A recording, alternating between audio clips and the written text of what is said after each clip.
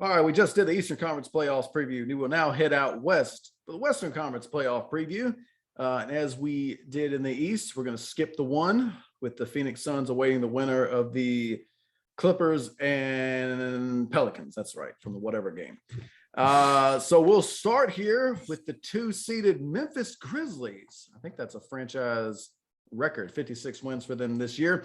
And the Minnesota Timberwolves with 46 wins. I don't think they've won that many in a very long time, unless Jimmy Butler did something, but then you have to go back to KG. Anyway, you remember that. And these teams split their regular season series apiece, at 2 games.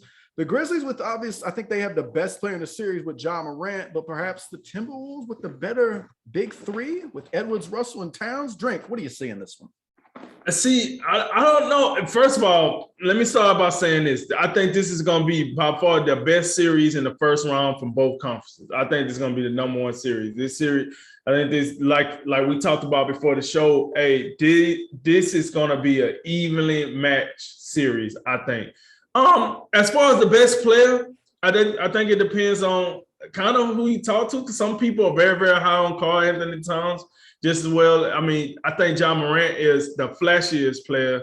He's the most explosive, exciting player in this series. But I think some will tell you they have a little more soul on Karl-Anthony Towns than Ja Morant.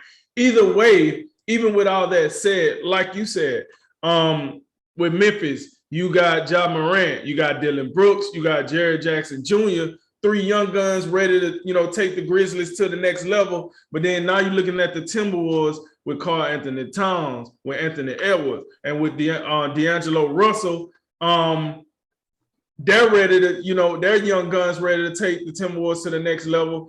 And then, I would be remiss if I don't say something about Mr.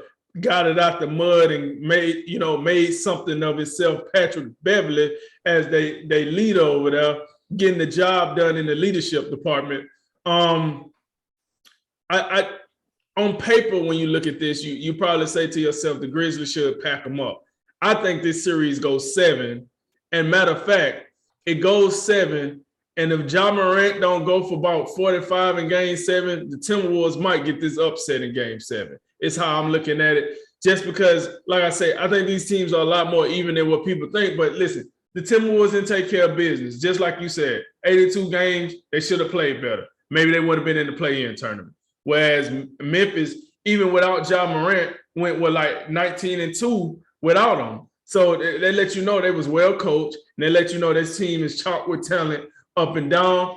Even the series split let you know this should be a hell of a series. Because listen, one game, Memphis got the job done, and it looked like an overtime, and then the Timberwolves came back and took care of it in the second game. So or vice versa. So either way, the way I'm looking at this is, listen, I think this series is even, Jay.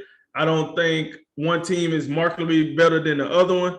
That's why I see it in 7, and I think this is going to be a fantastic series.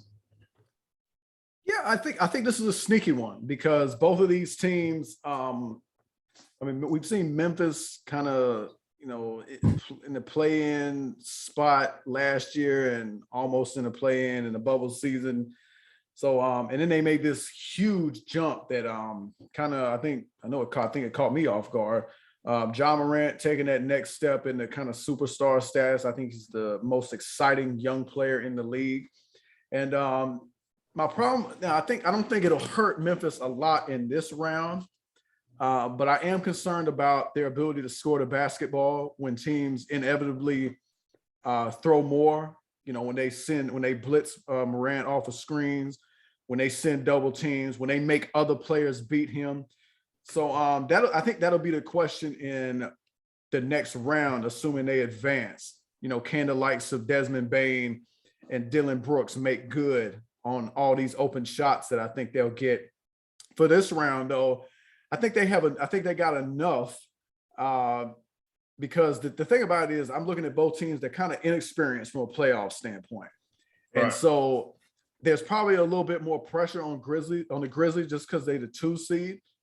So I think Minnesota kind of playing with house money because I would have to guess I don't think many people have them winning the series. And I do think they probably have a more as far as name recognition goes. I think when you look at Towns, Edwards, and Russell, I think the name recognition, you'll probably have more fans that could recognize those three names than John Morant and whoever else you want to throw in there. You know, Jackson and Brooks, perhaps, maybe Desmond Bain. But I do think Memphis is a little bit grittier. I think they play better defense.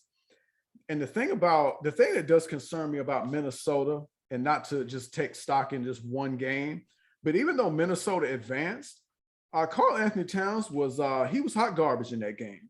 This guy was 3 for 11 points, just out here getting pushed around by the likes of Nick Batum and others. I mean, the only dude that has the size on the Clippers. Well, I take that back. Zubac, and then the other guy, Hartenstein. Hartenstein, 55. They didn't even bother with them dudes. What they did was they put like Batum and Morris and the guys with a little less height, but they were physical with them. They kind of pushed them around, didn't let them get deep position, and that's a problem because he's your best player. So I got to believe Memphis that's something they recognize. I'm looking at perhaps Jaren Jackson Jr.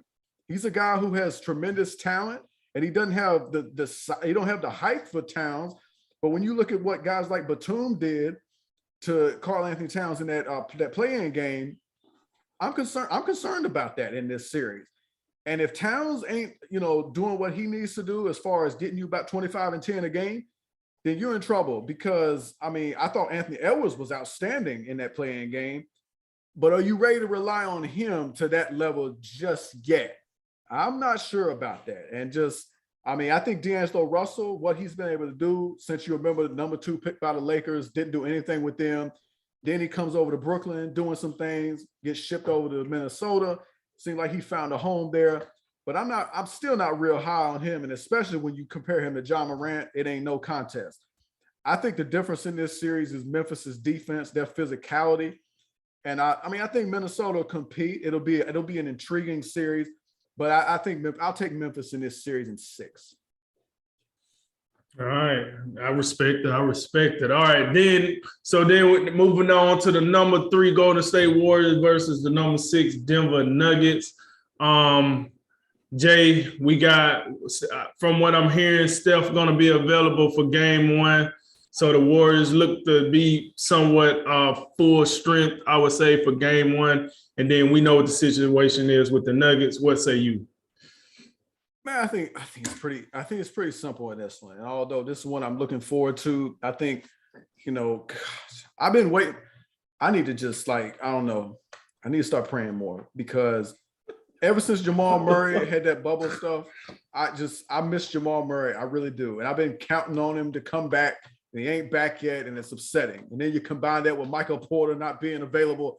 And I think we're being robbed by what could be a potentially just an all-time great first-round series. I mean that. And because of that, the only chance I think Denver has is Jokic has got to put MVP plus numbers up. Every media corporation got their own plus package. We need the MVP plus package with Jokic in this series. And then they need that, and they need somebody for Golden State to blow a tire. If everybody for Golden State shows up and they're ready and they're healthy, this one, I know, and I know Denver beat them 3 out of 4 in the regular season, but that's not, that there's games in there where, Golden State just didn't have dudes. They were just rolling out people.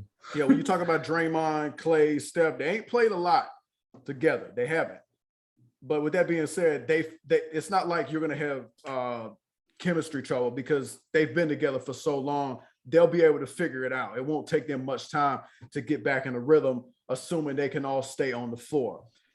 Also, the other thing with that is they have more better than they've had, the past couple of years. You're looking at some of these guys on the bench and you're like, what is this? Could y'all please start drafting better? Or that depth that y'all had in them title runs, with the Iguodala's, the Barbosas, the who was Livingston, those type guys. Right. This guy Jordan Poole, he's coming. He's going to be a big factor in this playoff run for them. And then, of course, you can't forget Andrew Wiggins and Looney, guys like that. So I just think it's too much for a guy like Jokic to overcome. As outstanding as he is, and he's going to have a big series. I mean, but I really think, for the Nuggets to have any shot, you're gonna have to see some just monstropolis numbers. I'm talking about 35, 10, and 10. That's what it's gonna require. And that might not even be enough because Denver is so compromised from a health perspective. And for that reason, I'll take Golden State in 5. Yeah, I'm taking Golden State in 5. You know, I ain't never been like an overly like excited person for the Nuggets, and I damn sure ain't excited when they don't got Jamal Murray. I think Jamal Murray was like the only reason. I mean, like, listen, I like Jokic. I'm not calling Jokic a bad player, but I'm saying when we get into the playoffs, right? Jamal Murray was that guy that took their shot. He was just like Jokic, man, you good. You do a lot of things. But when this ball come down for this last second or whatnot, just make sure you hand that baby over to me. I take care from him. Like, that's what I felt with Jamal Murray. Then you had Michael Porter Jr. that was coming into his own as like a dependable, like, hey, you in the corner? Hey, you good? Want the wound. And his defense wasn't nothing the marvel at, but I thought he was coming into his own really as a player for Denver. And they don't got either one of those guys. I'm sorry. Will Barton ain't getting it done. Monte Morris ain't getting it done. Boogie Cousins ain't getting it done. All right. Aaron Gordon, man. Ain't getting it done unless you need some rebounds. He's pretty good in the parlay for rebounds. Either way, they ain't getting it done. I'm sorry. They're not getting it done. When on the other side, I'm talking about Steph, Clay, and Draymond to start with. Then we talk, like you said, Jordan Poole. Then you're talking about guys like Kuminga coming in there. Guys like,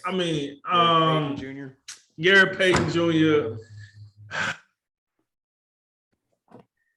Next, that's how I'm looking at that. I don't know, man. I'm gonna take that one for a hot steaming 5. Thank you for coming. Thank you for participating. At least you was good enough not to be in the play-in tournament. All right. Well, we now move on to, oh Lord, this one. The Dallas Mavericks at the 4th slot and the Utah Jazz. Yeah, we talked about them a little bit. They split their regular season meeting. The big story in this one is I think it's the left calf of Luka Doncic. I think he's been ruled out for game 1. I think he's been ruled out. I have to check on that. But his health, probably the biggest story in this series. But you know who the players are for the Jazz. It's Donovan Mitchell. It's Rudy Gobert, Bogdanovich, Clarkson, Conley. It's the usual suspects. The Mavericks did make that in-season trade. They shipped Porzingis over to Washington, so they got Spencer Dinwiddie in return. Jalen Brunson's playing at a higher level. Still got Tim Hardaway. Drink. What do you have in this one? Hey, I'm glad they did that trade and got Spencer Dinwiddie. I'm glad Brunson is playing at a high level. I'm glad Tim Hardaway is coming along. I'm glad Dwight Powell is showing a little something. Darian Finney. I'm glad. None of that means nothing without Luka. I'm sorry. It don't mean a god thing to me without Luka. And I think even though Utah ain't been nothing to really look at as of late because whatever's going on with the chemistry on the team, I ain't going to say whatever's going on in chemistry. Let's just call it what it is. Utah's tired of dragging Rudy Gobert along. Maybe since he's going to be the tallest dude in this series, maybe he might show up and actually give you something on the offensive side of the ball. And if that happens, this should be a sweep because I'm telling you right now, if Luka, he don't play in game 1, that should be Utah 1-0. And then if he comes back, let's say in game 2, and he's like half speed, that's Utah 2-0. Then I know the series will switch back to Dallas at that point. I just don't know what the team will look like at that point. They're going to need Luka in game 2, and they're going to need a good Luka in game 2 because as much as I don't like Utah, they're a good enough team to where if you're going to give them a head start, they should win the game. You know what I'm saying? Or they should win the race, I'm sorry, if you're going to get them a head start. So with all the things I say about Gobert and the chemistry and everything, I think in this series with no Luka Doncic, they got more than enough to get it done. And then all the things I'm complaining about will show up in the second series when they actually play a team that's ready to, actually get the job done. Yeah, so Luka will miss game 1. I think they're concerned about his game 2 status, so that's a big deal. because if you get behind, then it's gonna be hard, especially once you get down to 2-0, then it becomes pretty tough. So that's disappointing because let me scroll up just to make sure, but I really do mean this. I am, out of all the teams in the playoffs, and that might include the 8 seeds, unless New Orleans slide in here. The Utah Jazz, to me, they interest me the very least because they're like a soda that you put in the refrigerator, a bottle of soda. You put it in there, just so you're not done with it. You're about halfway done with it, and then you take it out a couple hours later, and you didn't put the cap on, tighten up, and it's flat. They are flat soda. That's what they are. I'm so tired of them. I got stale on them. This is a team that was like, they win like 60 games. They were the number 1 seed last year. Right. You got the same guys. How are you the 5th seed? How? So it all goes back to their best 2 players. Donovan Mitchell, he's outstanding, but I don't think he does enough to make his guys better. And Rudy Gobert, you can stack up Defensive Player of the Year awards all you want to. Your offensive game is suspect. Now you might get away with it in this round. You very might will. And to me, it's all about Luka. If Luka plays, if Luka can play in game 2, then I think Dallas gonna win this series. If he don't, and Utah gets ahead by 2, then it's gonna be a problem. And obviously, if he misses 3 games and Utah takes advantage, then we go ahead and sign up for a Phoenix gentleman's sweep for Utah. It might be 4-0 in the second round, because that's why I don't have no interest in Utah, because there's no way they're beating Phoenix. And not that Dallas can beat Phoenix either, but at least they got Luka Doncic, and he's gonna put up an epic fight. That's what you know about Luka, because that's what we've seen from Luka Doncic in the playoffs. Like they come in playing the Clippers a couple years ago, and they play them to like 6-7 games. Yeah, 6 games series. Yeah. And they put up an incredible fight. Luka always does that. So it's a shame that his health is a question mark right now. But I mean what I say. I'm not interested in Utah one bit. They just don't do it for me. And I'm gonna tell you, the trade of Joe Ingles, like, to me, that bothers me a little bit, because I think that he was a factor for them. He was a benefit, and I don't see how they got better. They're not better without him. I mean, Bogdanovich, Conley, I like them guys, but like Clarkson, if Clarkson ain't scoring, he really ain't doing much for you. So that it's all about Luka. I'm hesitant to give a pick because I don't know about his health, but I guess what I'll say is, I'll say even if he misses the first 2 games, he can come back for game 3. I'll take Dallas in 7. Woo! Yes, I know. I'm gonna regret it.